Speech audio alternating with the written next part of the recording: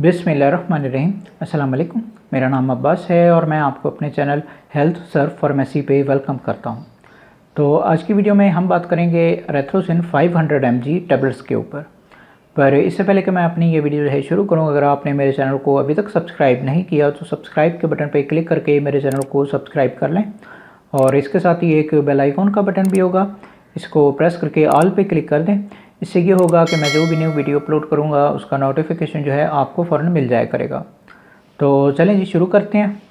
तो रेथ्रोसिन 500 mg tablets, सबसे पहले जी हम इसकी पैकिंग को देख लेते हैं। तो ये मेरे हाथ में जो है रेथ्रोसिन 500 mg टैबलेट्स का बॉक्स जो है ये मौजूद है।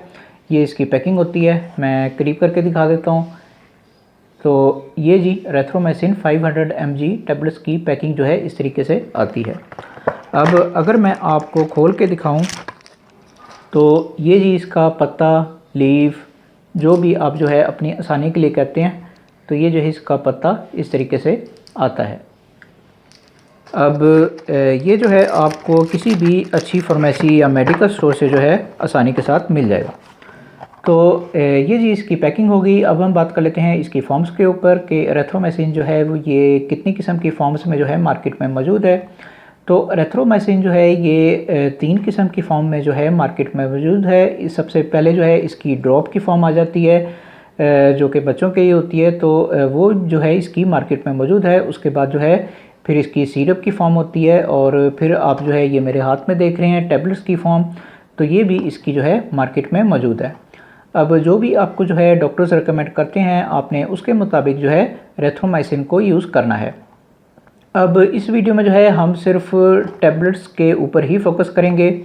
तो ये सारी जो है इसकी फॉर्म्स हो गई। अब हम बात कर लेते हैं इसकी ड्रग के ऊपर या फिर इसके फार्मूले के ऊपर, जो भी आप जो है अपनी आसानी के लिए कहते हैं। तो रेथ्रोमाइसिन 500 mg टैबलेट्स का फार्मूला होता है एरिथ्रोमाइसिन सिट्रिएट। मैं फिर से आपके लिए एक और बार दोहरा देता हूँ, रेथ्रोमाइसिन सिट्रिएट जो है इसका फार्मूला होता है। अब ये जी इसका फार्मूला हो गया। अब इसे कौन सी कंपनी बना रही है, तो इसे बना रही है जी इंडस फार्मा। मैं फिर से आपके लिए एक और बार दोहरा देता हूँ, इंडस फार्मा जो है वो कंपनी है जो कि इस मेडिसिन को जो है बना रही है और बहुत ही अच्छी कंपनी है, मल्टीनेशनल कंपनी कहलाती है ये, और बहुत ही अच्छी मेडिसिन जो है ये बनाती है। तो ये जी इसकी कंपनी हो गई। अब हम बात कर लेते हैं इसके बेनिफिट्स के ऊपर। तो रेथ्रोमाइसिन 500 mg टैबलेट्स के बेनिफिट्स ये होते हैं कि ये मेडिसिन जो है ये एंटीबायोटिक होती हैं और जितने भी बैक्टीरियल इन्फेक्शन आ जाते हैं उनमें जो है इस मेडिसिन को जो है वो डॉक्टर्स आपको रेकमेंड करते हैं। अब इस पे ज़रा तफसील से बात कर लेते हैं। तो अगर आपको किसी भी किस्म का बुखार हो रहा है, जैसे कि अगर आपको आम बुखार हो रहा है या फिर आपको टाइफाइड हो रहा है या मलेरिया हो रहा है, तो अगर आपके साथ इस तरह का कोई भी मसला चल रहा है तो उस हालत में जो है डॉक्टर्स आपको ये मेडिसिन जो है यूज़ करने के लिए कहते हैं। तो आप जो है इस मेडिसिन को यूज़ कर सकते हैं। उसके बाद अगर आपको किसी किस्म की एलर्जी वगैरह हो रही है, यानी कि स्किन एलर्जी अगर आपको हो रही है, तो बाज़ औक़ात जो है एलर्जी की हालत में मजबूरी के तौर पे डॉक्टर जो हैं आपको ये मेडिसिन जो है वो किसी एंटी एलर्जी मेडिसिन के साथ मिला के जो है रेकमेंड करते हैं। आप उस हालत में भी रेथ्रोमाइसिन को यूज़ कर सकते हैं। उसके बाद अगर आपका गला ख़राब हो रहा है, यानी कि गले में कोई इन्फेक्शन हो रहा है, क्योंकि इसका इस्तेमाल जो है वो सबसे ज़्यादा जो है वो गले के इन्फेक्शन के लिए ही किया जाता है। तो अगर आपको गले में कोई बैक्टीरियल इन्फेक्शन हो रहा है तो उस हालत में भी डॉक्टर जो है आपको ये मेडिसिन जो है रेकमेंड करते हैं। आप इस मेडिसिन को जो है यूज़ कर सकते हैं। उसके बाद अगर आपको जिस्म पे कहीं भी किसी भी किस्म का बैक्टीरियल इन्फेक्शन हो रहा है, जैसे कि कान में कोई इन्फेक्शन हो जाता है, इसी तरीके से नाक में कोई इन्फेक्शन हो जाता है, इसी तरीके से मुंह के अंदर कोई इन्फेक्शन हो जाता है, या छाती में कोई इन्फेक्शन हो जाता है, या मैदे में या आंतों में, यानी कि कहीं भी आपको अगर किसी भी किस्म का बैक्टीरियल इन्फेक्शन हो रहा है तो उस हालत में जो है डॉक्टर्स आपको ये एरिथ्रोमाइसिन जो है रेकमेंड करते हैं। आप इस मेडिसिन को जो है यूज़ कर सकते हैं। उसके बाद जो है अगर आपको जिस्म पे कहीं पे कोई ज़ख़म वगैरह हो रहे हैं जिसमें से ब्लीडिंग वगैरह हो रही है, तो बाज़ों का जो है वहाँ पे इन्फेक्शन से बचने के लिए भी डॉक्टर जो है आपको ये मेडिसिन जो है रेकमेंड करते हैं। आप इस मेडिसिन को जो है यूज़ कर सकते हैं। उसके बाद अगर आपका कोई सीरियस किस्म का ऑपरेशन वगैरह हुआ है तो बाज़ों का जो है वहाँ पे इन्फेक्शन होने का ख़तरा होता है, तो बाज़ों का जो है वहाँ पे भी डॉक्टर जो है आपको ये मेडिसिन जो है रेकमेंड करते हैं। आप इस मेडिसिन को जो है यूज़ कर सकते हैं। अब अगर आसान लफ्ज़ों में कहूँ तो अगर आपको किसी भी किस्म का बैक्टीरियल इन्फेक्शन हो रहा है तो उस हालत में जो है डॉक्टर्स आपको ये मेडिसिन जो है रेकमेंड करते हैं, आप इस मेडिसिन को जो है यूज़ कर सकते हैं। बस आपने जो भी करना है वो डॉक्टर के मशवरे से करना है। तो ये सारे जो हैं इसके बेनिफिट्स हो गए। अब हम बात कर लेते हैं इसके यूजेस के ऊपर। तो एरिथ्रोमाइसिन 500 mg टैबलेट्स के यूजेज ये होते हैं कि इस मेडिसिन को जो है वो 18 साल से ऊपर के लोग जो हैं वो यूज़ कर सकते हैं। उसके बाद एज की कोई लिमिट नहीं है, जिस मर्ज़ी एज के लोग जो हैं इस मेडिसिन को जो है यूज़ कर सकते हैं। बस हमेशा की तरह मैं आपको वही नसीहत करूंगा कि जो अपनी हर वीडियो में करता हूं कि बराए मेहरबानी खुद डॉक्टर ना बने, डॉक्टर को अपना काम करने दें। जब तक डॉक्टर आपको ये मेडिसिन जो है रेकमेंड नहीं करते उस वक्त तक आप इस मेडिसिन को जो है यूज़ ना करें। खुदा अपने आप पे और अपने प्यारों पे रहम किया करें। डॉक्टर के मशवरे के बगैर कोई भी मेडिसिन जो है यूज़ ना किया करें। कई लोग जो हैं वो किसी भी फार्मेसी या मेडिकल स्टोर पे चले जाते हैं और कोई भी मेडिसिन लेके जो है वो इस्तेमाल करना शुरू कर देते हैं।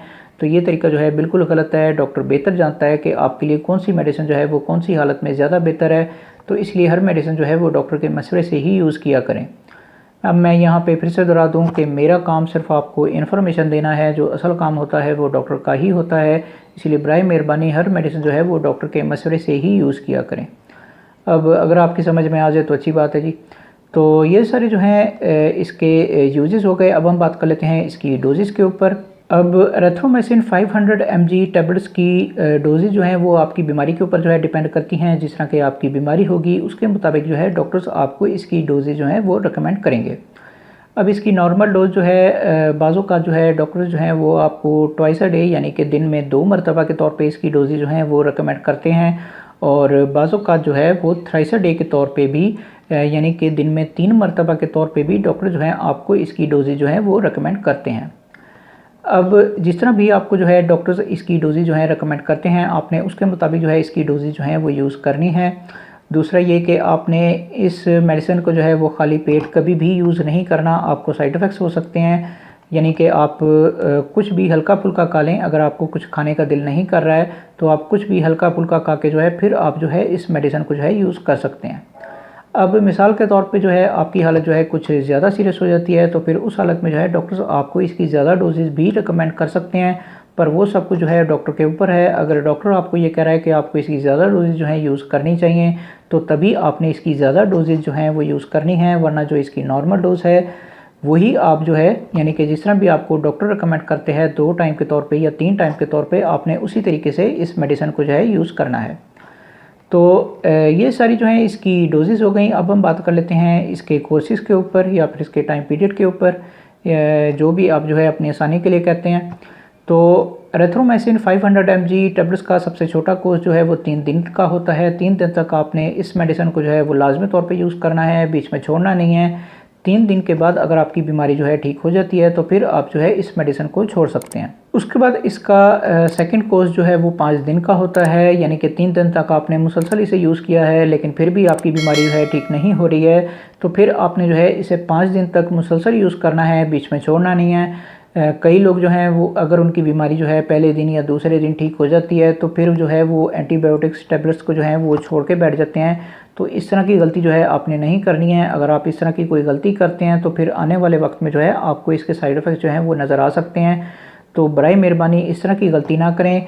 5 दिन तक आपने इस मेडिसिन को जो है वो लाजमी तौर पे यूज़ करना है। उसके बाद अगर आपकी बीमारी जो है ठीक हो जाती है तो फिर आप जो है इस मेडिसिन को छोड़ सकते हैं। उसके बाद अगर आपने इसे 5 दिन तक मुसलसल यूज़ किया है लेकिन फिर भी आपकी बीमारी जो है वो ठीक नहीं हो रही है तो फिर इसका लास्ट कोर्स जो है वो 7 दिन का होता है। 7 दिन तक आपने इस मेडिसिन को जो है वो लाजमी तौर पे यूज़ करना है, बीच में छोड़ना नहीं है। 7 दिन के बाद अगर आपकी बीमारी जो है वो ठीक हो जाती है तो फिर आप जो है इस मेडिसिन को जो है वो छोड़ सकते हैं। अब मिसाल के तौर पे आपने जो है इसे 7 दिन तक मुसलसल यूज़ किया है लेकिन फिर भी आपकी बीमारी जो है वो ठीक नहीं हो रही है तो फिर मैं आपको यही कहूँगा कि आप डॉक्टर से मशवरा करें और अपनी मेडिसिन जो है वो चेंज करवाएं ताकि आपका इलाज जो है वो ठीक तरीके से हो पाए। तो ये सारे जो हैं इसके कोर्सेज हो गए। अब हम बात कर लेते हैं इसके कॉन्ट्राइंडिकेशंस के ऊपर या फिर इसके प्रिकॉशंस के ऊपर, यानी कि वो लोग जो कि इस मेडिसिन को जो है वो यूज़ नहीं कर सकते। तो सबसे पहले जी अगर आपको इसके फार्मूले से किसी किस्म की एलर्जी है तो उस हालत में जो है आप इस मेडिसिन को जो है वो यूज़ नहीं कर सकते। उसके बाद अगर आपको ब्लड प्रेशर वगैरह का कोई मसला हो रहा है, यानी कि ब्लड प्रेशर जो है आपका ज़रूरत से ज़्यादा हाई हो जाता है, या इस तरह का कोई और मसला जो है आपके साथ हो रहा है, तो फिर उस हालत में भी आप जो है इस मेडिसिन को जो है यूज़ नहीं कर सकते। उसके बाद अगर आपको दिल वगैरह का कोई मसला है, यानी कि दिल की धड़कन जो है आपकी ज़रूरत से ज़्यादा तेज़ हो जाती है, या इस तरह का कोई और मसला जो है आपके साथ चल रहा है, तो फिर उस हालत में भी आप जो है इस मेडिसिन को यूज़ नहीं कर सकते। उसके बाद अगर आपको सांस की कोई बीमारी है, यानी कि आपको अगर दमा हो रहा है, या इस तरह का कोई और मसला जो है आपके साथ चल रहा है, तो उस हालत में भी आप जो है इस मेडिसिन को यूज़ नहीं कर सकते। उसके बाद अगर आप इस मेडिसिन को यूज़ कर रहे हैं और आप ये सोच रहे हैं कि कोई और एंटीबायोटिक्स मेडिसिन भी जो है वो भी साथ में यूज़ कर लिया जाए, तो आप इस तरह का काम भी नहीं कर सकते। उसके बाद अगर आपको गुर्दों वगैरह का कोई मसला हो रहा है, यानी कि गुर्दों वगैरह में कोई पथरी है, या इस तरह का कोई और मसला जो है आपके साथ चल रहा है, तो उस हालत में भी आप जो है इस मेडिसिन को यूज़ नहीं कर सकते। उसके बाद अगर आपको जिगर वगैरह का कोई मसला हो रहा है, यानी कि जिगर जो है आपका ठीक तरीके से खून नहीं बना रहा है, या इस तरह का कोई और मसला जो है आपके साथ चल रहा है, तो उस हालत में भी आप जो है इस मेडिसिन को यूज़ नहीं कर सकते। उसके बाद जो है हम फीमेल्स की तरफ आ जाते हैं। तो ऐसी फीमेल्स जो कि छोटे बच्चों को दूध पिला रही हैं, तो बेहतर है कि वो भी इस मेडिसिन को जो है यूज़ ना करें, और अगर करना ज़रूरी ही है तो पहले डॉक्टर से मशवरा लाजमी तौर पे करें, उसके बाद जो है आप इस मेडिसिन को यूज़ कर सकती हैं। उसके बाद ऐसी फीमेल्स जो कि प्रेगनेंसी के पीरियड से गुजर रही हैं, तो बेहतर है कि वो भी इस मेडिसिन को जो है यूज़ ना करें, और अगर करना ज़रूरी ही है तो पहले डॉक्टर से मशवरा लाजमी तौर पे करें, उसके बाद जो है आप इस मेडिसिन को यूज़ कर सकती हैं।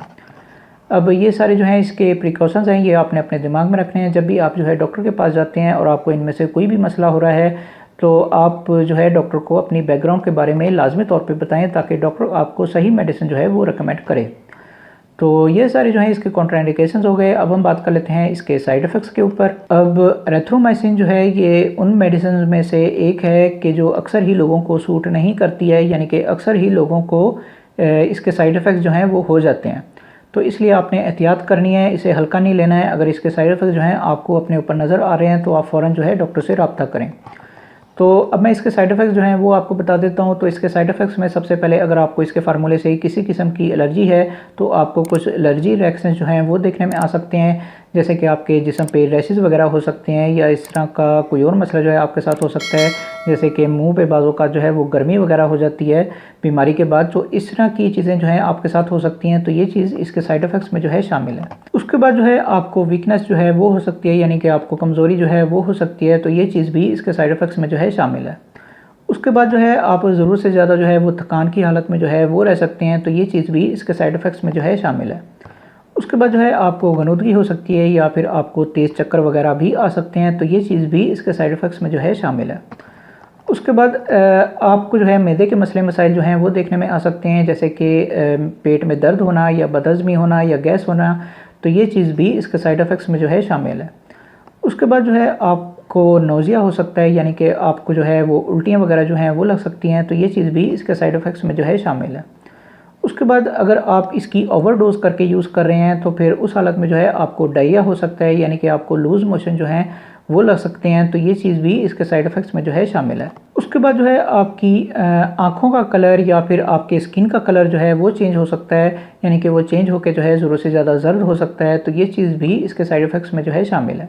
इसी तरीके से जो है आपके यूरिन का कलर जो है वो चेंज हो सकता है, यानी कि वो चेंज होकर जो है जो जर्द हो जाएगा, तो ये चीज़ भी इसके साइड इफ़ेक्ट्स में जो है शामिल है। उसके बाद जो है आपको सांस के मसले मसाइल जो हैं वो देखने में आ सकते हैं, यानी कि आपको सांस लेने में मुश्किल हो सकती है, तो ये चीज़ भी इसके साइड इफ़ेक्ट्स में जो है शामिल है। उसके बाद जो है आपको मसल्स वगैरह की वीकनेस हो सकती है, यानी कि मसल जो हैं आपके कमज़ोर हो सकते हैं, तो ये चीज़ भी इसके साइड इफ़ेक्ट्स में जो है शामिल है। उसके बाद जो है आपकी आँखों की बिनाई जो है वो मुतासिर हो सकती है, यानी कि आपको जो है वो धुंधला जो है वो नज़र आ सकता है, तो ये चीज़ भी इसके साइड इफ़ेक्ट्स में जो है शामिल है। उसके बाद जो है आपके सुनने की ताकत जो है वो भी कमज़ोर हो सकती है, यानी कि आपको कम सुनाई दे सकता है, तो ये चीज़ भी इसके साइड इफ़ेक्ट्स में जो है शामिल है। उसके बाद जो है आपको दिल की धड़कन के मसले मसाइल जो हैं वो देखने में आ सकते हैं, यानी कि दिल की धड़कन जो है आपकी ज़रूरत से ज़्यादा तेज़ हो सकती है, तो ये चीज़ भी इसके साइड इफ़ेक्ट्स में जो है शामिल है। उसके बाद जो है अगर आप इसे लंबे टाइम तक यूज़ कर रहे हैं, तो फिर उस हालत में जो है आपको गुर्दों के मसले मसाइल जो हैं वो देखने में आ सकते हैं, यानी कि आपको गुर्दों में पथरी हो सकती है, या इस तरह का कोई और मसला जो है आपके साथ हो सकता है, तो ये चीज़ भी इसके साइड इफ़ेक्ट्स में जो है शामिल है।